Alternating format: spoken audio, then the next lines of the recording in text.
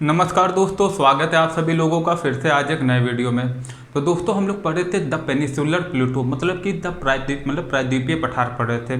किसका? भारत का प्रायद्वीपीय पठार, जो कि किसके अंतर्गत आता है? पेनिसुलर इंडिया, प्रायद्वीपीय भारत के अंतर्गत आता है। प्रायद्वीपीय भारत का मतलब क्या है? भारत का नीचे का पार्ट कौन सा, जो तीनों तरफ से जल से ढका हुआ है। तो सबसे पहले हम लोग एक क्विक रिवीजन कर लेते हैं। कल हम लोगों ने समझा था कि प्रायद्वीप किसे कहते हैं, पेनिसुला किसे कहते हैं। तो भैया अगर कोई भी ऐसा लैंड जो तीन तरफ से क्या है, पानी से जिसकी जो तट रेखा है तीनों तरफ से पानी से मिली हुई है या पानी से ढकी हुई है, पानी से जुड़ी हुई है, तो उसको हम लोग क्या कहते हैं? उसको हम लोग कहते हैं प्रायद्वीपीय भारत। और अभी तक हम लोगों ने क्या क्या पढ़ लिया है? सबसे पहले तो हम लोगों ने पहला चैप्टर पढ़ा था इंडिया साइज एंड लोकेशन, मतलब कि भारत आकार और स्थिति। उसमें हम लोगों ने भारत के पड़ोसी देश के बारे में पढ़ा था, the neighbouring countries of India. Latitude के बारे में पढ़ा था, अक्षांश रेखाएं, ठीक। लॉन्गिट्यूड के बारे में पढ़ा था। किसके बारे में? लॉन्गिट्यूड मतलब कि देशांतर रेखाएं। उसमें हम लोगों ने पढ़ा था कि जो हमारा स्टैंडर्ड टाइम लाइन है वो कितना है, क्यों जो है अरुणाचल प्रदेश जो है वो गुजरात से, उसका जो स्थानीय समय है उसमें 2 घंटे का अंतर है, मतलब जो अरुणाचल प्रदेश है वो 2 घंटे आगे है। हालांकि जो टाइम लाइन है वो एक ही फॉलो किया जाता है, एक ही स्टैंडर्ड टाइम लाइन फॉलो किया जाता है। अगर यहाँ भी 6 बजेंगे तो वहाँ भी 6 बजेंगे। लेकिन अगर स्थानीय समय की बात की जाए तो अगर अरुणाचल प्रदेश में सूरज 6 बजे निकल रहा है तो गुजरात में कितने बजे निकलेगा? 8 बजे। हालांकि जो हमारा भारत है, ठीक, उसमें कई बार ये बात उठती है कि इसकी जो है कोई 2 टाइमलाइन बनाई जाए जिससे कि लोगों को दिक्कत ना हो, लेकिन अभी तक इस पर बात नहीं है। जैसे कि रूस देखिए एक बहुत बड़ा भूभाग है। आपको तो हम लोगों ने पढ़ा था कि भारत जो है अपना, जो इंडिया है वो विश्व में क्षेत्रफल की दृष्टि से, मतलब कि एरिया की दृष्टि से कितना स्थान है इंडिया का 7वां स्थान है। और जिसमें से रूस पहला है। रूस का जो है भाग जो है, क्षेत्रफल जो है, एरिया, वो काफ़ी बड़ा है, काफ़ी वास्ट है। इसलिए वहाँ पर जो है टोटल 11 टाइमलाइन है। कितनी है? 11 स्टैंडर्ड टाइमलाइन वहाँ पर फॉलो की जाती हैं, क्योंकि वहाँ पर जो है एक अगर टाइमलाइन फॉलो किया जाएगा तो काफ़ी लोगों को बहुत ज़्यादा, थोड़ी बहुत नहीं, बहुत ज़्यादा दिक्कत हो जाएगी और स्थानीय समय में एक बहुत मेजर इफेक्ट आएगा, बहुत बड़ा परिवर्तन देखने को मिल जाएगा, बहुत बड़ा अंतर देखने को मिल जाएगा। उसी तरह कनाडा भी देखिए, रूस के बाद कनाडा आता है। कनाडा में भी 8 स्टैंडर्ड टाइमलाइन है। इसी तरह जिसके भी भूभाग बहुत बड़े हैं उनमें जो है एक से अधिक टाइमलाइन जो है वो फॉलो की जाती है। हालांकि जो अपना देश है, अपना देश भी काफ़ी बड़ा है। जो अपने देश का क्षेत्रफल है वो कितना है? 32,87,263 वर्ग किलोमीटर। लेकिन फिर भी जो है यहाँ पर एक ही टाइमलाइन फॉलो की जाती है। अब इस पर आगे बात जो है, इस पर जो आगे है बात चलती रहती है, ठीक। तो इतना आप लोग समझ गए। फिर उसके बाद हम लोगों ने क्या बात किया, ये तो हम लोगों ने पढ़ लिया द साइज एंड लोकेशन। वो वाला चैप्टर आप लोग जरूर देखना, ठीक। जो भी अगर ये चैप्टर देख रहे हो, काफ़ी अच्छी चीज़ें उसमें बताई गई हैं जो एग्जाम पॉइंट ऑफ व्यू से काफ़ी इंपॉर्टेंट है। और अगर आप लोगों को अपना आंसर किसी को लिखना है, मतलब कि जैसे कोई यूपीएससी या यूपीपीसीएस या सीबीएसई बोर्ड में अगर आंसर लिखना है तो काफ़ी आप लोगों को वहाँ से बेनिफिट्स मिलेगा। काफ़ी चीज़ें वहाँ पर कवर हो जाती हैं जिससे कि काफ़ी पॉइंट आपके माइंड में रहेंगे जब भी आप कोई भी आंसर लिख रहे होंगे। इसी तरह हम लोगों ने शुरुआत की किया दूसरा चैप्टर, मतलब कि physical features of India, Bharat का भौतिक स्वरूप। उसमें हम लोग पढ़ रहे थे प्रायद्वीपीय भारत। क्या पढ़ रहे थे? प्रायद्वीपीय भारत। प्रायद्वीपीय नहीं, उसमें हम लोग पढ़ रहे थे द फिजिकल स्वरूप ऑफ इंडिया, ठीक। मतलब कि भारत का भौतिक स्वरूप, ये हम लोग पढ़ रहे थे। और जो भारत के भौतिक स्वरूप में हम लोगों ने क्या क्या पढ़ लिया है? हम लोगों ने द हिमालयन माउंटेन के बारे में पढ़ लिया है, हिमालय पर्वत श्रृंखला। कैसे हम लोगों ने जाना कि जो हिमालय पर्वत श्रृंखला है वो विश्व की सबसे ऊंची पर्वत श्रृंखला है। सबसे ऐसा क्यों है?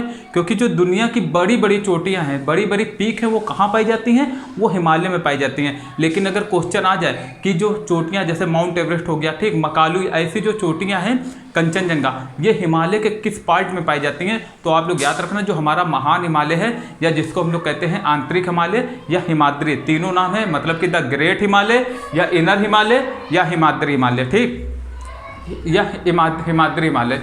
तो उसमें जो है हिमालय की बड़ी बड़ी चोटियां पाई जाती हैं, ठीक। मतलब कि हिमालय की, दुनिया की, विश्व की, यहाँ तक कि जो विश्व की सबसे बड़ी चोटी है माउंट एवरेस्ट, वो भी कहाँ पाई जाती है? वो भी पाई जाती है दोस्तों हिमालय में। यही रीजन है कि हिमालय को विश्व की सबसे बड़ी पर्वत श्रृंखला कहते हैं, जो कि कहाँ से पश्चिम से, मतलब पश्चिम से कहाँ तक फैली हुई है? वो नॉर्थ ईस्ट तक फैली हुई है, ठीक। पश्चिम में कहाँ? पाकिस्तान से लेकर।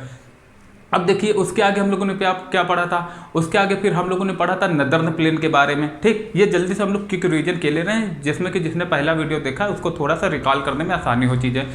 फिर हम लोगों ने क्या पढ़ा, फिर हम लोगों ने पढ़ा नदर्न प्लेन के बारे में, उत्तर भारत का मैदान कैसे बना, उत्तरी मैदान। उसमें भी हम लोगों ने पढ़ा था जो हमारा भारत है वो क्या है, वो एक प्राचीन भूभाग का हिस्सा है। प्राचीन भूभाग मतलब गोंडवाना लैंड, और उसमें भी जो सबसे प्राचीन भाग है वो प्रायद्वीपीय भारत है, जो कि हम लोग पढ़ रहे थे। ठीक, द पेनिसुलर इंडिया, वो हम लोग पढ़े थे।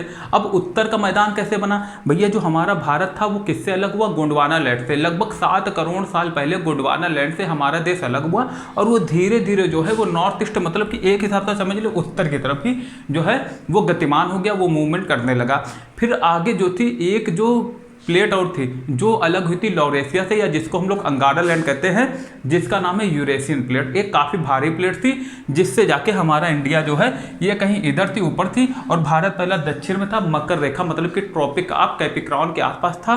फिर जैसे ही वो ऊपर गया भारत, वो धीरे धीरे पहले उसकी डायरेक्शन ऐसे थी, फिर ऐसे हुई, फिर ऐसे हुई, फिर डायरेक्ट जो है ऊपर वाला हिस्सा जो है वो किससे टकरा गया जाके, वो टकरा गया जाके। दोस्तों देखिए पहले जो था भारत ऐसे, ये जो था ये पार्ट ये ऐसे था फिर ऐसे हुआ, फिर ऐसे हुआ, धीरे धीरे समय बीतता गया, क्योंकि चीज़ें बहुत धीमे धीमे, ये समझ लीजिए भारत है जो है वो 16 सेंटीमीटर से लेकर 5 सेंटीमीटर के बीच में ऐसे जो है वो हर साल जो है वो गति कर रहा है ऊपर की तरफ। ठीक, तो ये बहुत बहुत छोटा सा जो है बहुत छोटा सा हिस्सा है, इसलिए। लेकिन इसको हुआ कितना, इसको हो गए 7 करोड़ साल, मतलब बहुत छोटी सी गति है, लेकिन 7 करोड़ साल में ये गति काफ़ी मायने रखती है। देखिए कहाँ से, ट्रॉपिक ऑफ कैप्रिकॉर्न से, मकर रेखा से, मतलब कि अगर इस समय देखिए सर्दी मौसम आने वाला है, अगर हमारा इंडिया ट्रॉपिक ऑफ कैप्रिकॉर्न में होता तो कैसे हम लोग इस समय जो है गर्मी के मौसम का इंतजार कर रहे होते, या गर्मी आने वाली होती इस टाइम, समर सीजन। ये भी हम लोग आगे पढ़ेंगे कि आखिर जो है क्या रीजन है कि भारत में, जब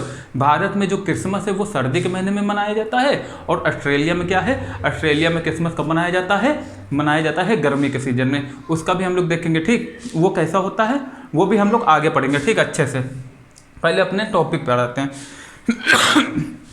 फिर हम लोग क्या पढ़ रहे थे, नदर्न प्लेन मतलब कि उत्तर भारत का मैदान। अब दोस्तों देखिए उत्तर भारत का मैदान, जैसे फिर हम लोग बात कर रहे थे इंडिया ऊपर गया, और जैसे ही यूरेशियन प्लेट से टकराया भैया, अब यूरेशियन प्लेट जो है, जिसे मान लीजिए इधर थी यूरेशियन प्लेट, ठीक, यहाँ से अपना जो है ऐसा कुछ थी, ठीक, यहाँ पर थी यूरेशियन प्लेट, और यहाँ से अपना भारत जा रहा था।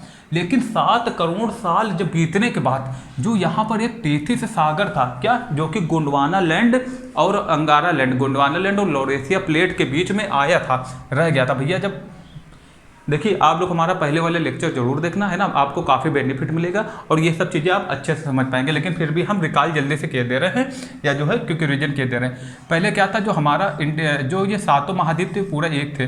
फिर क्या हुआ, ये जो 7 महाद्वीप हैं ये किसके कन्वेंशनल करंट, मतलब जिसको हम लोग कहते हैं संवहनीय धारा, उसकी वजह से ये जो भाग है पेंजिया का, वो दोनों भाग टूट गए।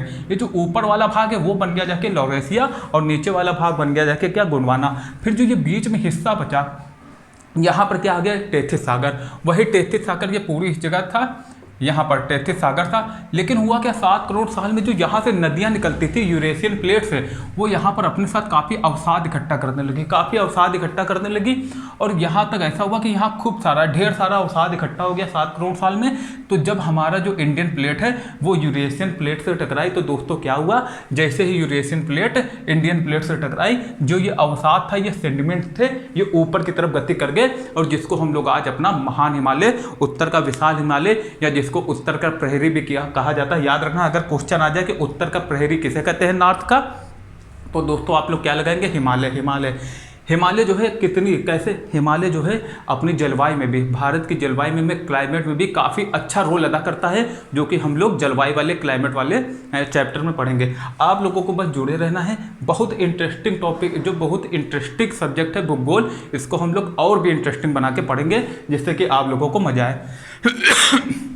अब देखिए दोस्तों, अब यहाँ पर क्या हुआ, जो सेंडिमेंट्स थे ये ऊपर की तरफ उठे, ऊपर की तरफ मतलब कि ये ऊपर उठ गए, और जो कि अभी तक जो है लोग अभी तक भी मतलब कि जो इंडियन प्लेट है वो ऊपर की तरफ गतिमान है। हालांकि हम लोगों को पता नहीं चल रहा, क्योंकि 16 से 6 सेंटीमीटर पर ईयर जो है वो ऊपर की तरफ बढ़ रहा है अपना हिमालय। तो हिमालय भी जो है दिन प्रतिदिन और ऊँचा ही होता जा रहा है, वो कम नहीं हो रहा है।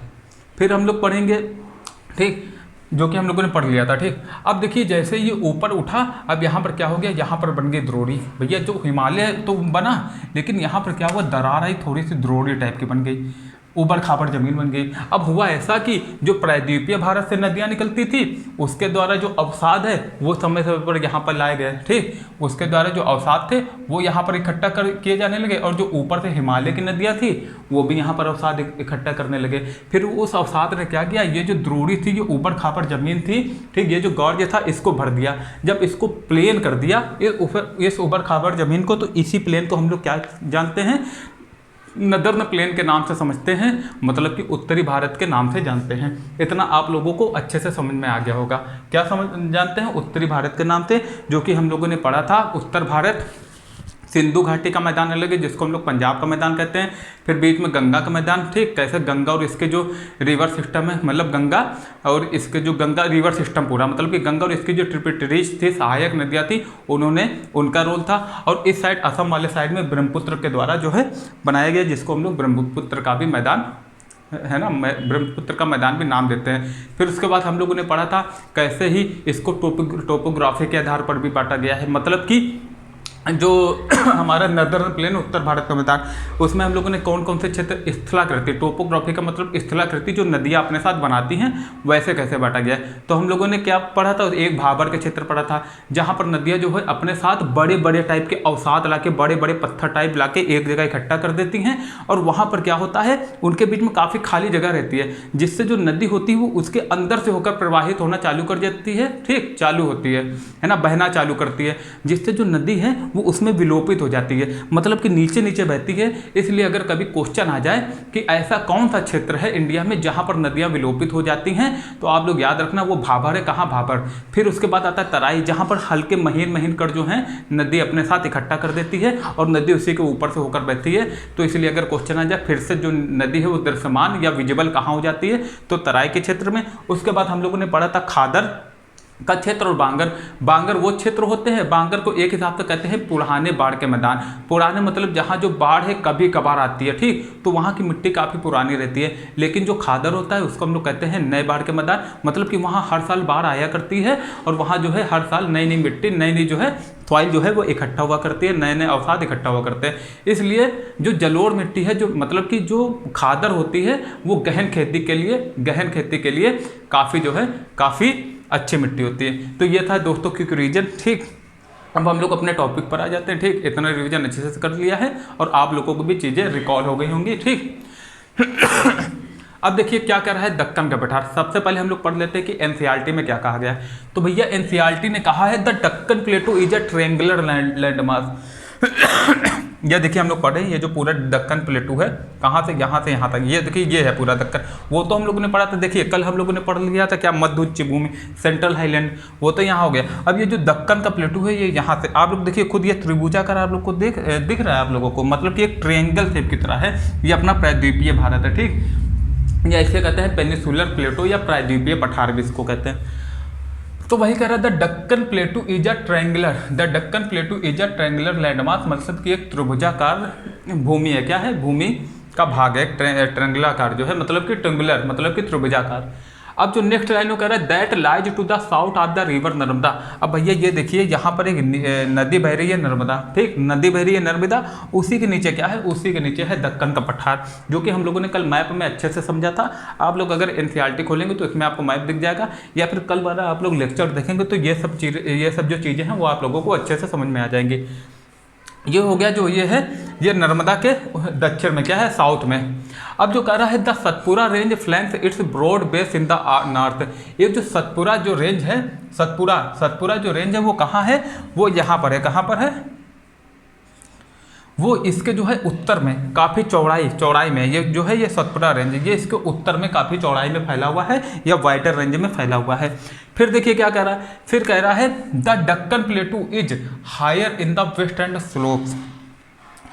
मतलब कहने का मतलब यह है कि जो दक्षिण का पठार है वो ऊंचा किधर है, पश्चिम की तरफ। ये देखिए ये जो है ये एक सतत श्रृंखला है, हम लोग पढ़ेंगे कैसे। जो ये है ये पश्चिम का जो पठार है ये ऊपर है, मतलब जो वेस्टर्न घाट है, पश्चिमी घाट है, ठीक, वो ऊपर है। हालांकि जो हम लोग दक्कन पठार पढ़ रहे हैं तो है तो पूरा यही ना दक्कन का पठार, तो जो इसका पश्चिमी भाग है वो ऊपर है और जो लेफ्ट वाला भाग है ये आके देखो। अगर इसकी तटीय मैदान की बात करेंगे कि वेस्टर्न कोस्टल प्लेन जो है वो चौड़ा है, ठीक, लेकिन ये कम ऊंचा है, और ये ऊंचा बहुत है लेकिन ये चौड़ा कम है, ठीक। अगर कभी कभी बात आ जाए कि उत्तरी का जो मतलब कि उत्तर का जो मैदान है और जो नॉर्थ मतलब कि जो वेस्टर्न कोस्टल प्लेन और ईस्टर्न कोस्टल प्लेन में कौन चौड़ा है, तो आप लोग क्या आंसर लगाएंगे, ईस्टर्न वाला, जो कि हम लोग पढ़ेंगे कि आखिर ये चौड़ा कैसे हुआ। ये जो है ये काफ़ी देखिए काफ़ी सतत है, कॉन्टिन्यूस है, और ये कैसे देखिए बीच बीच से जो है ये जो है हटा हुआ है, या इसको हम लोग कहते हैं ये असतत है, ठीक, या इरेगुलर है ना, ये भी हम लोग कह सकते हैं। अब इतना देखिए आप लोगों को समझ में आ गया अच्छे से। इधर अब देखिए ये क्या कह रहा है, एनसीईआरटी आगे क्या कह रहा है, the Deccan plateau is higher in the west and slopes, मतलब कि देखिए ये पश्चिम की तरफ जो है ऊंचा है और उधर की तरफ जो है उधर ही से इसकी ढाल जो है इधर की तरफ है, पूरब की तरफ, वो भी हम लोग आगे देखेंगे। अब देखिए ढाल कैसे पता करेंगे, स्लोप हमने कल बात की थी, जिधर नदी बहती है हर मतलब कि जिधर नदी बहती है सामान्यतः जो भूमि की ढाल है वो उधर ही होती है। जैसे कि हम लोगों ने पढ़ा था जो मध्य उच्च भूमि है, सेंट्रल हाईलैंड है, इसकी ढाल किधर है, यहाँ से जो नदियाँ हैं केन बेतवा हम लोगों ने पढ़ा था, ये नदी किस तरफ बहती है, ये नदी बहती है ऐसे। और हम लोगों ने कल एक दिशा भी पढ़ी थी, दिशा के बारे में, ये हो गया हमारा नॉर्थ, ये हो गया ईस्ट, ये हो गया साउथ, ये हो गया दोस्तों क्या, ये हो गया वेस्ट और ये हो गया साउथ, ठीक। और ये जो बीच की दिशा होती है कॉमन मान ली जाती है, मतलब कि साउथ वेस्ट। तो अगर नदी देखिए ऐसे ऐसे बह रही है, ऐसे बह रही है, ठीक, मध्य उच्च भूमि में, तो देखिए साउथ वेस्ट से दक्षिण पश्चिम से किधर की तरफ बह रही है, नॉर्थ ईस्ट, मतलब कि उत्तर पूरब की तरफ बह रही है। इतना आप लोगों को अच्छे से समझ में आया। अब अगर देखिए इधर देखिए ये जो है गोदावरी कृष्णा कावेरी जो नदियां हैं ये देखिए ऐसे बह रही है, इधर इसका जो ढाल है वो किधर की तरफ है, वो वेस्ट टू ईस्ट है, मतलब कि पश्चिम से पूरब की तरफ बह रही हैं। तो याद रखना अगर क्वेश्चन आ जाए कि सामान्यता जर्नली, जैसे कि हम लोगों ने यहाँ देखा है जो एक नर्मदा तापी नदियाँ बहती हैं वो यहाँ पर अपवाद हैं, ठीक, वो अपवाद एक्सेप्शन है, क्यों है, क्योंकि वो जो है वो रिफ्ट वैली में होकर बहती हैं, एक भ्रंत घाटी के अंतर्गत बहती हैं। वो भी हम लोग आगे समझेंगे कि आखिर ये जो भ्रंत घाटी वो क्या होती है ना, और क्या रीजन है कि जो नर्मदा और तापी नदियां हैं वो पूरब से पश्चिम की ओर बहती हैं, जबकि जो बाकी नदियां हैं इधर वो कहाँ बहती हैं, वो पश्चिम से पूरब की तरफ, मतलब वेस्ट टू ईस्ट की ओर बहती है। इतना समझ में आ गया होगा आप लोगों को। अब देखिए आगे कह रहा है an extension of the प्लेटू is also visible in the north east, मतलब जो ये पठार है दक्कन का पठार, इसका जो एक्सटेंशन है, इसका जो फैलाव है, आगे जो एक्सटेंशन है इस पठार का वो कहाँ पर दृश्यमान है, वो कहाँ हम लोगों को दिखाई देता है, वो नॉर्थ ईस्ट में यहाँ पर दिखाई पड़ेगा। कहाँ, जहाँ पर ये देखिए आगे पूरा पढ़ते हैं, extension plateau is also visible in the north east locally known as the Meghalaya Karbi Anglong plateau and North Cachar Hills. ये देखिए यहीं पर क्या है हमारा, यहीं पर हमारा क्या है, नॉर्थ ईस्ट की तरफ, ठीक, जिसको हम लोग कहते हैं नॉर्थ ईस्ट वाला जो साइड है जो एकदम अलग से दिखता है, बांग्लादेश के राइट साइड में जो दिखता है, वहाँ पर क्या है, वहीं पर जो मेघालय कार्बी एंगलोंग प्लेटू, मेघालय कार्बी एंगलोंग का पठार, और जो नॉर्थ उत्तरी कचार की जो पहाड़ियाँ हैं नॉर्थ कचार हिल्स, वो भी आप लोगों को कहाँ पर दिखेगा दोस्तों, तो वो भी वहाँ पर, ये मतलब जो इसका नॉर्थ ईस्ट एक्सटेंशन है, मतलब कि दक्कन के पठार का नॉर्थ ईस्ट एक्सटेंशन इधर है, जो कि छोटा नागपुर पठार के द्वारा, लेकिन ये नहीं, ये हम लोग यहाँ पढ़ेंगे गारो खासी में। इतना समझ आया। अब तो कह रहा है it is separated by a fault from the छोटा नागपुर प्लेटो, ठीक। अब देखिए समझ में आ गया इतना। अब ये जो है यहाँ पर जो ये जो पहाड़ियाँ हैं मेघालय कार्बी एंगलोंग को पठार है, और जो नॉर्थ कचार पहाड़ हिल्स है, मतलब कि उत्तरी कचार पहाड़ियाँ हैं, ये छोटा नागपुर पठार से किसके द्वारा, एक भ्रंत के द्वारा अलग हुआ है। और ये कैसे अलग हुआ था, जो कि हम लोगों ने पढ़ा था, जब हमारा जो इंडियन प्लेट है वो यूरेशियन प्लेट से टकराई, तो यहाँ पर एक भ्रंत हुआ, ठीक, एक भ्रंत हुआ या विस्फोट हुआ, या कुछ भी कह सकते हैं, विस्फोटन या भ्रंत हुआ। तो जो है छोटा नागपुर पठार से ये जो था हिस्सा ये अलग हो गया, फिर बाद में इसको नदियों द्वारा भरा गया, फिर यहाँ भी एक मैदान टाइप का बना है, वो हम लोग आगे समझेंगे। इतना समझ में आया। अब कह रहा है इट इज सेपरेट, ये तो पढ़ लिया। अब three prominent hill ranges from the west to east are the Garo, the Khasi and the Jaintia hills. भैया आप यहाँ पर देखिए, यहाँ पर लाइन से ये दिशा जो है ये याद रखना, ये सीधा पूछ देता है, जैसे लिखा है इसमें गारो खासी जयंतिया, यहाँ पर पहाड़ियाँ हैं गारो खासी जयंतिया, ठीक, वो उसकी दिशा अगर पूछ दे तो याद रखना पश्चिम से पूरब अगर लगाने को कह दे तो गारो खासी जयंतिया ही है, ठीक। आप लोग याद रखना गारो खासी जयंतिया सेम यही है, तो इसको आप 3-4 बार पढ़ो, ऐसे ही 8-10 बार इससे नाम लो, गारो खासी जयंतिया, तो आपके मुँह मुंह में मतलब कि ज़ुबान में रट जाएगा। तो अगर कभी भी आएगा तो आप लोगों को याद रहेगा। और देखिए पहले भी हमने एक चीज़ कही थी आपसे, बार बार कहते हैं, चीज़ बहुत ज़्यादा ज़रूरी है, काफ़ी इंपॉर्टेंट है, इसको आप लोग हल्के में मत लेना, ठीक, हल्के में मत लेना। अभी जो आप पढ़ रहे हो कल तुरंत रिवीजन कर लेना, फिर जो 6 दिन पढ़ा है वो हफ्ते में एक बार रिवीजन कर लेना। फिर जो अब देखिए ये मत करना कि हफ्ते में बहुत हो जाएगा, रिवीजन करने में टाइम नहीं लगता, पहली बार पढ़ने में टाइम लगता है, रिवीजन तो आपको 10-15 मिनट या 5 मिनट में ही हो जाएगा, ठीक। उसको रिवीजन कर लीजिए। फिर उसके बाद महीने में जो आप लोगों ने 29 दिन पढ़ा है, 30 दिन पढ़ा है, उसको महीने में एक बार रिवीजन कर लीजिए। फिर जो आपके जो सबकॉन्शियस माइंड है, अवचेतन जो मतलब कि जो सबकॉन्शियस माइंड है, वहाँ पर जो है आपकी चीज़ें फिट हो जाएंगी, जहाँ से जल्दी निकलती नहीं है, ठीक। तो आपको कोई कन्फ्यूजन नहीं होगी जब भी आप एग्जाम में आंसर लिख रहे होंगे या मान लीजिए कोई वन डे एग्जाम भी दे रहे होंगे, तो कोई भी मतलब कि कन्फ्यूजन नहीं क्रिएट होगी। और जब देखिए कन्फ्यूजन नहीं क्रिएट होती है तो टाइम भी बचता है, फटाफट आंसर लगाते चले जाते हैं। तो जो छोटी छोटी चीज़ें ना, वही तो हमें लोगों से अलग करती हैं। वरना सरकारी नौकरी पाना कोई बहुत बड़ा खेल नहीं है। आप लोग देखिए कितने लोग हैं जो 8-8 10-10 सरकारी नौकरी छोड़ रहे हैं, उनको और अच्छी चाहिए। भैया वो क्यों, उनकी क्यों हर निकल रही है, उनको पता है भैया कि पढ़ना कैसे है। आप लोग वो छोटी छोटी चीज़ें समझते नहीं है, बस दिक्कत इतनी सी है और कुछ नहीं है। अब देखिए ये इतना समझ में आ गया। अब हम लोग क्या पढ़ेंगे, अब हम लोग दक्कन के ट्रैप। अब देखिए एक तो दक्कन का पठार पढ़ लिया, दक्कन पठार के अंदर एक दक्कन ट्रैप वाला पार्ट है, वो हम लोग पढ़ेंगे। लेकिन उससे पहले आप लोग क्या कीजिए, ये जो है इसका स्क्रीनशॉट ले लीजिए, ये समझ लीजिए, ठीक। एक मैप है कल एक हमने बनाया था, वो भी समझ लीजिए। ये ईस्टर्न घाट है, ये वेस्टर्न घाट है। अभी हम लोग आगे जो है कल के लेक्चर में हम लोग क्या पढ़ेंगे, हम लोग मरुस्थल और जो हमारा तटीय मैदान है, द कोस्टल प्लेन है, वो भी हम लोग अच्छे से पढ़ेंगे। वो भी काफ़ी इंटरेस्टिंग टॉपिक है, बस आप लोगों को बने रहे ना, इतना करना है। इसका आप लोग जल्दी से स्क्रीनशॉट ले लीजिए, फिर हम लोग दक्कन का ट्रैप देखते हैं।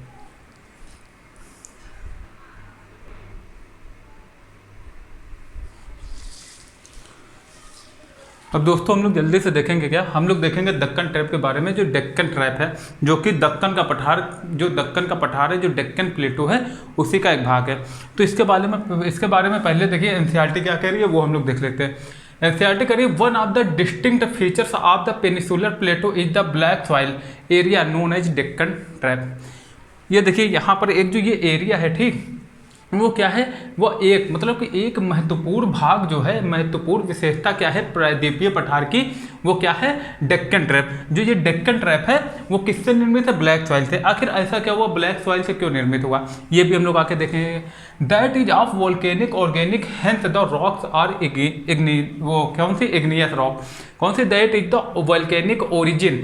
ये कैसा, ये जो है ये किसका मतलब किसका ओरिजिन, इसका किससे हुआ है, तो इसका हुआ है ज्वालामुखी जो क्रियाएं होती हैं, वोल्केनिक एक्टिविटीज जो होती हैं, उससे हुआ। यहाँ पर क्या हुआ, ज्वालामुखी विस्फोट होता रहा। हम लोगों ने बात की थी कि ये जो प्रक्रियाएं हैं वो इसको होने में कितने साल लग गए, इसको होने में कम से कम 7 करोड़ साल लग गए, 7 करोड़ साल। तो ये जो होता रहा, तो यहाँ पर क्या हुआ दोस्तों कि हम लोगों ने बात किया था जो प्रायद्वीपीय पठार है, इसमें खूब सारे ज्वालामुखी का विस्फोट हुआ। अब यहाँ आसपास जो ज्वालामुखी विस्फोट हुआ वो बेसाल्टिक लावा से बना था। कैसे, बेसाल्टिक लावा से, ठीक, बेसाल्टिक लावा, एक एसिटिक लावा होता है, एक बेसाल्टिक लावा। तो यहाँ पर बेसाल्टिक चट्टानें पाई जाती थी। तो जो डेक्कन ट्रैप था उसमें क्या हुआ, जब ये मिट्टी जो थी, जो सॉइल थी, मतलब कि जो डेक्कन ट्रैप था, जो लावा था, जो रॉक्स बने थे, जो इग्नियस रॉक थी, आग्नेय सेल, इसका क्या हुआ, इसका हुआ इरोजन, अपर्दन हुआ। जब इसका अपर्दन हुआ तो यहाँ पर जो है छोटे छोटे दाना मिट्टी के मतलब कि इरोजन, काफ़ी महीन दानों में विभक्त हुए। वही क्या बन गया, वही काली मिट्टी बन गई। और जो काली मिट्टी यहाँ पर जो है ज़्यादातर इस एरिया में यहाँ पर क्या पाई जाती है, काली मिट्टी पाई जाती है, जिसे हम लोग डेक्कन ट्रैप कहते हैं। वही कह रहा है, this is of volcanic organic hence the rock और इग्नियस, कौन सी, आग्नेय सेल। जो चट्टानें हैं यहाँ पर वो कैसी हैं, वो आग्नेय सेल से निर्मित चट्टान है। फिर कहला एक्चुअली मतलब वास्तव में दीज रॉक जो have denuded over time and are responsible for the formation of black soil. भैया जैसे कि हम लोग ने बात करी, ये जो आग्नेय चट्टानें थी, इग्नियस सेल थी, इग्नियस रॉक थी, इसी का समय के साथ काफ़ी अपर्दन हुआ, काफ़ी मतलब कि काफ़ी अपर्दन होता गया समय के साथ में। अब जो ये अपर्दन हुआ, काफ़ी इधर से उधर हुआ, महीन दाना बने, ताप और दाब बना, है ना, ताप और दाब पड़ा। तो क्या हुआ, ये जो था ये ब्लैक सॉइल, काली मिट्टी में ये परिवर्तित हो गया, जिसको हम लोग क्या कहते हैं, डेक्कन ट्रैप। तो अगर क्वेश्चन आ जाए कि डेक्कन ट्रैप किस मिट्टी से बना हुआ है, काली मिट्टी, लाल मिट्टी है ना, तो आ जाए तो आप लोग क्या लगाएंगे, ब्लैक सॉइल। याद रखना क्वेश्चन अगर देखिए, अगर आपका कंसंट्रेशन इस हिसाब का है कि आप हर एक लाइन को इतनी कंसंट्रेशन से पढ़ रहे हैं कि हर एक लाइन से आप क्वेश्चन बना लें, तो समझ लीजिए कि आप ऐसा कोई भी एग्जाम नहीं है जो निकाल ना पाए। हर एक लाइन में कुछ ना कुछ छुपा है। जैसे लगा one of the district feature of the peninsular plateau, पूछ देंगे कि जो डेक्कन ट्रफ है किसका भाग है, तो किसका है, प्रायद्वीपीय पठार का, पेनिसुलर प्लेटो का। और ये किससे निर्मित है, ब्लैक सॉइल के द्वारा। किसके द्वारा, ब्लैक सॉइल के द्वारा निर्मित है। हर एक लाइन में आप एक क्वेश्चन बना सकते हो, जो कि एक आपके अंदर ये कला लानी पड़ेगी, खुद को लाना पड़ेगा, आर्ट ये आपको लानी पड़ेगी अंदर। अब देखिए ये हम लोगों ने पढ़ लिया इतना अच्छे से।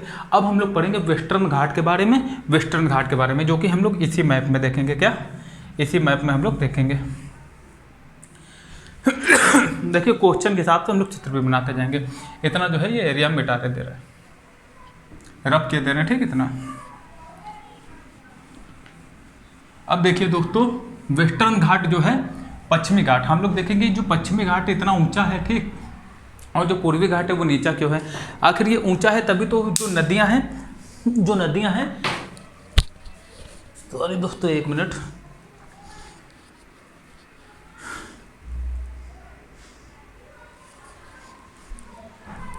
जो नदी है दोस्तों, जब ये वेस्टर्न घाट ऊंचा है, हाईएस्ट है, और जो ईस्टर्न घाट है वो लो है, मतलब कि नीचा है, थोड़ा उससे नीचा है, तभी तो जो नदी की स्लोप है, रिवर्स की जो स्लोप है वो कहाँ से है, वेस्ट टू ईस्ट की तरफ, ठीक। तो नदी से हमको पता चल सकता है कि कौन किस तरफ ज़्यादा ऊंचा और किस तरफ ज़्यादा नीचा। और देखिए हालांकि एक अपवाद है, क्या, नर्मदा और तापी नदी ही।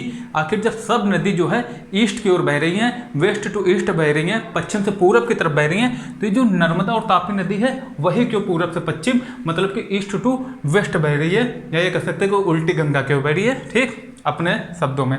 तो भैया यहाँ पर जो है नदी भ्रंत घाटी, या जिसको हम लोग कहते हैं रिफ्ट वैली में बहती है। वो हम लोग बाद में समझेंगे कि आखिर की रिफ्ट वैली कैसी होती है, कैसे यहाँ बना, ठीक, वो सब हम लोग बाद में समझेंगे। अब देखिए क्वेश्चन क्या, मतलब कि वो एनसीईआरटी क्या कह रही है। एनसीईआरटी कह रही है वेस्टर्न घाट के बारे में, the Western Ghats and the Eastern Ghats mark the western and eastern edge of the Deccan plateau respectively.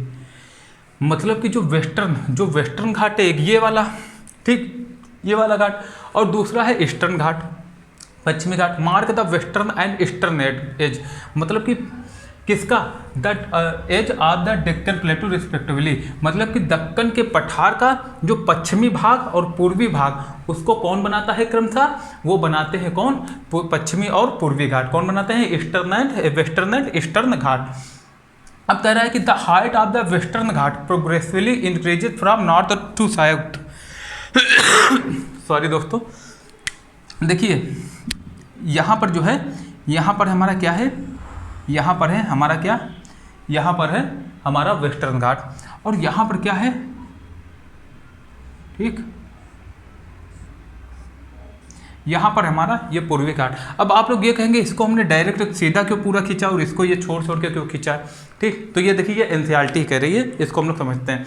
सबसे पहले तो ये समझ लीजिए कि the height of the Western Ghat progressively increases from north to south, मतलब कि जो वेस्टर्न घाट की ऊंचाई है वो नॉर्थ, मतलब उत्तर से दक्षिण की तरफ, नॉर्थ टू साउथ जो है वो बढ़ती है, इंक्रीज होती है। तो याद रखना इसकी जो हाइट क्या है, बढ़ेगी। और ऐसा क्यों है, क्योंकि भैया यहाँ पर जो है वो ऊंची ऊंची चोटियाँ पाई जाती है। जैसे कि यहाँ एक पाई जाएगी आपकी दोदा बेटा, कौन सी पाई जाएगी, दोदा बेटा, ठीक, दोदा बेटा।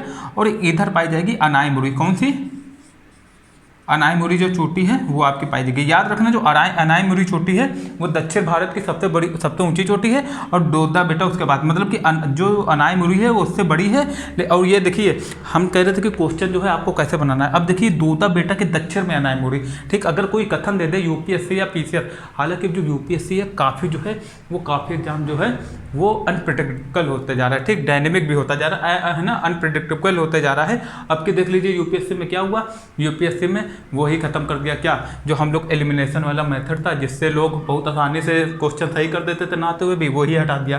तो आप लोगों को हर एक चीज़ अच्छे से पढ़नी पड़ेगी, तभी आप लोग जो है कंपटीशन में बने रहेंगे।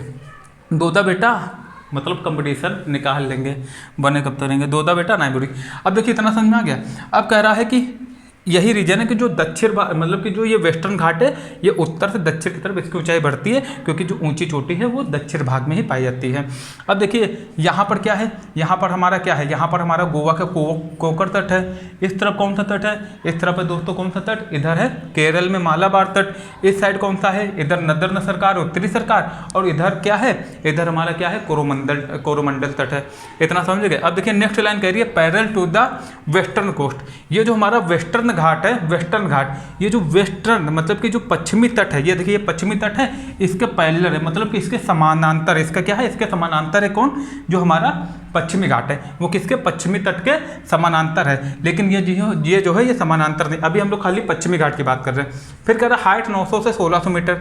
याद रखना ये जो है, ये जो पश्चिमी घाट है इसकी अगर ऊंचाई पूछ दे तो कितनी है, 900 से 1600 मीटर। फिर कह रहा है माउंटेन रेनफॉल, देखिए यहाँ पर क्या है, ये जो पूरा एरिया है अरेबियन सी है, बगल में जली जल है, यहाँ से क्या होता है, यहीं से हमारे जो है मानसून आता है, जिसको हम लोग क्या कहते हैं, किसके, ये जो है दक्षिण से, दक्षिण पश्चिम मानसून जो हम लोग कहते हैं। ठीक, यहाँ से क्या आता है, यहाँ से मानसून आता है, तो सबसे पहले जो है मानसून यहीं टकराएगा। और यहाँ जो ऊंचे ऊंचे पहाड़ है उसके लिए क्या काम करता है, एक मतलब कि उसको रोके, एक रुकावट का काम करता है। ठीक, रुकावट का काम करता है। और यहाँ पर काफ़ी जो है, काफ़ी क्या है, काफ़ी यहाँ पर वर्षा हो जाती है, इसीलिए यहाँ पर जो है सदाबहार वन भी पाए जाते हैं। ठीक, सदाबहार वन भी पाए जाते हैं, बहुत घने घने जो फॉरेस्ट है, थिक फॉरेस्ट जो है यहाँ पर पाए जाते हैं, जंगल पाए जाते हैं।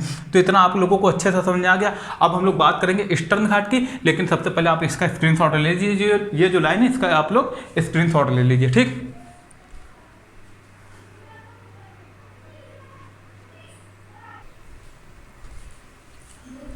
अब दोस्तों हम लोग देखते हैं क्या, अब हम लोग देखते हैं ईस्टर्न घाट के बारे में, पूर्वी घाट के बारे में।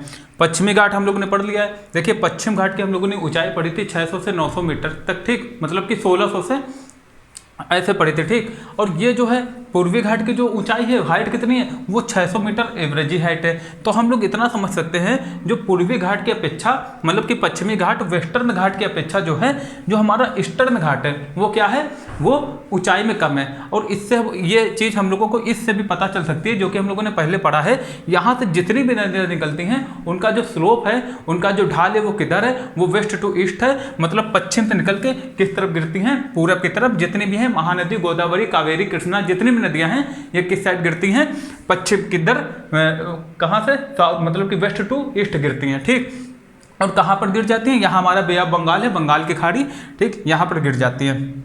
अब देखिए जैसे कि यहाँ पर हम लोग ने पढ़ा था कि ये जो है इसके कुछ मुख्य शिखर हैं, ठीक, पर्वत है। उसी तरह यहाँ पर एक जो यहाँ पर आता है पूर्वी घाट, यहाँ पर एक जो ईस्टर्न घाट, यहाँ पर क्या है, एक जो मेन जो है फेमस जो पर्वत है, यहाँ के जो मुख्य पर्वत है कौन कौन से, एक तो महेंद्रगिरी है। ठीक, तो अगर ये आ जाइए पूर्वी घाट, देखिए एग्जामिनर जो है वो क्वेश्चन को किसी भी तरह से बना सकता है। ये आप लोगों का दायित्व है, ये आप लोगों का रिस्पॉन्सिबिलिटी बनती है, आप लोगों की रिस्पॉन्सिबिलिटी है कि आप लोगों को कैसे पढ़ना है। ठीक, हालांकि हम आप लोगों को गाइड करते रहेंगे, बताते रहेंगे। ये देखिए महेंद्रगिरी, जावेरी और सेबराई, ये जो पर्वत है, इनमें से देखिए कुछ इधर के दे देंगे, कुछ इधर, और पूछ देंगे कि बताइए इनमें से कौन पूर्वी घाट का पर्वत नहीं है। अब 3 पर्वत ये दे देंगे, एक दोदा बेटा दे देगा, तो आप लोग कौन सा लगाएंगे, दोदा बेटा लगा देंगे। इस तरह से आप लोगों को हो सकता है कि यहाँ जो है वो क्रम पूछ दे आपसे कि पहले ये दे देंगे, बता देंगे बताइए कौन उत्तर से दक्षिण है, नॉर्थ टू साउथ, इसको क्रम में व्यवस्थित कीजिए, या खुद दे देंगे और कहेंगे बताइए कौन सा ऑप्शन सही है, इसको अलग अलग करके दे देंगे। तो ये जो है ये आपकी रिस्पॉन्सिबिलिटी है कि कैसे पढ़ना है। ये धीरे धीरे आपको अंदर ऐसी सोच जो है अपने अंदर विकसित करनी पड़ेगी। अगर आप किसी अच्छे एग्जाम की तैयारी कर रहे हैं तो ये सब चीज़ें आपके अंदर आनी चाहिए, समझनी चाहिए पहले से ही, जिसके लिए आखिर हम हैं भी। ठीक, आप लोग खाली इसको जो है इस वीडियो को अच्छे से फॉलो कीजिए, है ना। देखिए जो नया नया आया है वो सब्सक्राइब कर दीजिए, जिसको अच्छा लग रहा है वो लाइक भी कर दीजिए, और जिसको लगता है कि हमारी रीच और लोगों तक पहुँचे तो वो इसको शेयर भी कर दीजिए। जो भी ज़रूरतमंद है, जिसको लगता है कि जिसके लिए वीडियो हेल्पफुल होगी, आप लोग इसको शेयर भी कर सकते हैं। ठीक, अब इतना आप लोगों को समझ आ गया। ये दोदा बेटा और नायमुड़ी कहाँ होगी, ये हो गया तो आपके किसके, वेस्टर्न घाट, और ये यहाँ पर हो गया। अब देखिए कह क्या रहा है, पूर्वी घाट हमारा एवरेज हाइट 600 मीटर, इसकी जो है एवरेज हाइट है वो कितनी है, 600 मीटर है, और इसकी ज़्यादा थी। ठीक, फिर कह रहा है Mahendra valley to Nilgiri and south, ये जो है कहाँ है, ये ऊपर महेंद्रगिरी से नीचे जो है एक नीलगिरी पर्वत है, वहाँ क्या दक्षिण में नीलगिरी पर्वत तक जो है ये मतलब कि दक्षिण में नीलगिरी पर्वत जो दक्षिण में है वहाँ तक फैला हुआ है। ठीक, ये जो घाट है इरेगुलर, ये जो है ये असतत है, इरेगुलर का मतलब अनकंटिन्यूस या असतत मान लो। जबकि हम लोगों ने देखा था ये जो है ये क्या है, ये पूरा सतत है ईस्टर्न घाट, और ये जो है पश्चिमी घाट है हमारा वेस्ट, मतलब कि ये जो वेस्टर्न घाट है ये पूरा सतत है। अब जो ईस्टर्न घाट है ये क्या है ये इरेगुलर है, ठीक, असतत है। अब ऐसा क्यों है, देखिए यहाँ से जो है काफ़ी नदियाँ, एक तो यहाँ से क्या महानदी निकलती है, ठीक, महानदी होगी, ठीक, फिर उसके बाद क्या होगी आपकी गोदावरी नदी, ठीक, फिर कृष्णा नदी होगी, फिर कावेरी नदी होगी। ये जो नदियां हैं ये पश्चिम से पूरब इधर से निकलती रहती हैं, ठीक। ये देखिए तो ये क्या करती है, यहाँ पर भारी मात्रा में ये जो घाट है इसका क्या करती हैं, इरोजन करती हैं, अपरदन करती हैं। तो ये जो घाट को जो है वो काटे दे रही हैं। पहले ये भी सतत हुआ करता था, लेकिन ये इतने हमने आपसे अभी बात की, जो प्रक्रिया है, ये जो एक्टिविटीज़ हैं, ये कुछ समय की बात नहीं है, ये काफ़ी समय से हो रहा है, ठीक। तो ये भी पहले काफ़ी ऊंचा रहा होगा, ठीक, ऊंचा रहा होगा, जो मतलब कि काफ़ी सतत भी रहा होगा, लेकिन नदियों ने क्या किया, इसको काट के इसको असतत बना दिया, ठीक। और अभी हम लोग जब बात करेंगे कल वीडियो में, जब हम लोग पढ़ेंगे क्या, ईस्टर्न कोस्टल प्लेन और क्या वेस्टर्न कोस्टल प्लेन, मतलब कि पश्चिमी तटीय मैदान और पूर्वी तटीय मैदान। तो उसमें हम लोग क्या समझेंगे कि ये जो मैदान है, जो हमारा पूर्वी तटीय मैदान है, ईस्टर्न कोस्टल प्लेन है, ये आखिर ज़्यादा चौड़ा क्यों है जबकि ये कम चौड़ा है, ठीक। ये कम चौड़ा क्यों है ये हम लोग अच्छे से पढ़ेंगे, ठीक।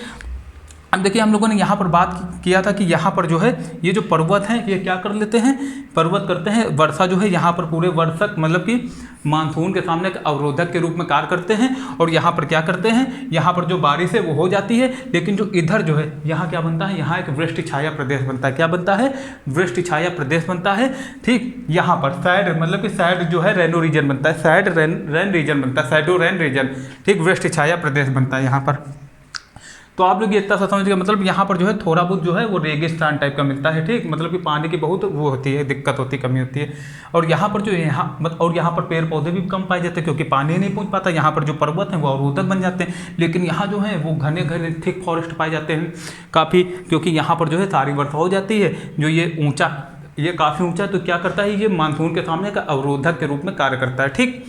इतना समझ में आ गया आप लोगों को। और ये भी आप लोग समझ गए होंगे कि ये असतत क्यों है, क्योंकि जो नदियां हैं उन्होंने भारी मात्रा में नदियां ने यहाँ पर इरोजन किया है, अपरदन किया है, जिससे ये जो है ये असतत हो गया है नदियों के द्वारा। तो दोस्तों आशा करता हूँ कि आज का जो ये वीडियो है आप लोगों को बहुत अच्छे से समझ में आया होगा। धीरे धीरे है, अब जो ये कल है, ये जो कल चैप्टर है फिजिकल फीचर्स ऑफ इंडिया, मतलब कि भारत का भौतिक स्वरूप, ये कल हम खत्म कर देंगे। कल मरुस्थल पढ़ेंगे, और जो ईस्टर्न कोस्टल प्लेन है और हमारा जो वेस्टर्न कोस्टल प्लेन है, जो तटीय मैदान, दो चीज़ें रह गई हैं वो भी हम कल पढ़ लेंगे। तो आप लोगों को कल फिर आना है, बने रहना है वीडियो में। ये जो ज्योग्राफी की क्लास है काफ़ी इंटरेस्टिंग होगी। आगे जो बहुत और जो महत्वपूर्ण चैप्टर आने वाले हैं कल के बाद, जैसे कि अपवा हो गया, ड्रेनेज हो गया, हमारा क्लाइमेट हो गया, जलवायु हो गया, ये सब बहुत ज़्यादा जरूरी है। हम लोग पढ़ेंगे अपवा में कैसे जो है गंगा रिवर सिस्टम, पूरा गंगा नदी तंत्र के बारे में पढ़ेंगे, ब्रह्मपुत्र नदी के तंत्र के बारे में पढ़ेंगे, सिंधु नदी तंत्र के बारे में पढ़ेंगे। इससे डायरेक्ट क्वेश्चन आते हैं, हर एग्जाम में आते हैं। और आप अगर किसी भी एग्जाम की तैयारी कर रहे हैं तो आपको इस चैनल से जुड़ना बहुत ज़रूरी है। आप लोग खुद देखिए हम कैसे आपको पढ़ा रहे हैं, एक एक चीज़ जो है कॉन्सेप्ट के साथ क्लियर कर रहे हैं, जिससे कि आप लोग जो है वो सिर्फ रटे ही ना, चीज़ों को समझे, समझना भी जरूरी है, ठीक। मान लीजिए आप कल को एक प्रशासक बनते हैं, अच्छी जगह जॉब करते हैं, तो आपको जो माइंड है ना थोड़ा लोगों से हटकर काम करे, ठीक। यही मतलब कि एक अच्छे प्रशासक के गुण हो, हर एक चीज़ जो है आपको इंटरलिंक करना आना चाहिए। तो आज के लिए दोस्तों इतना ही।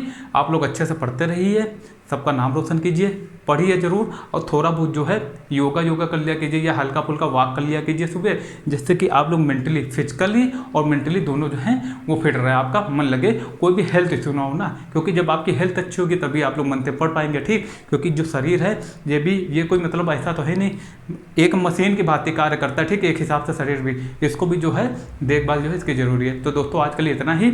Thank you so much.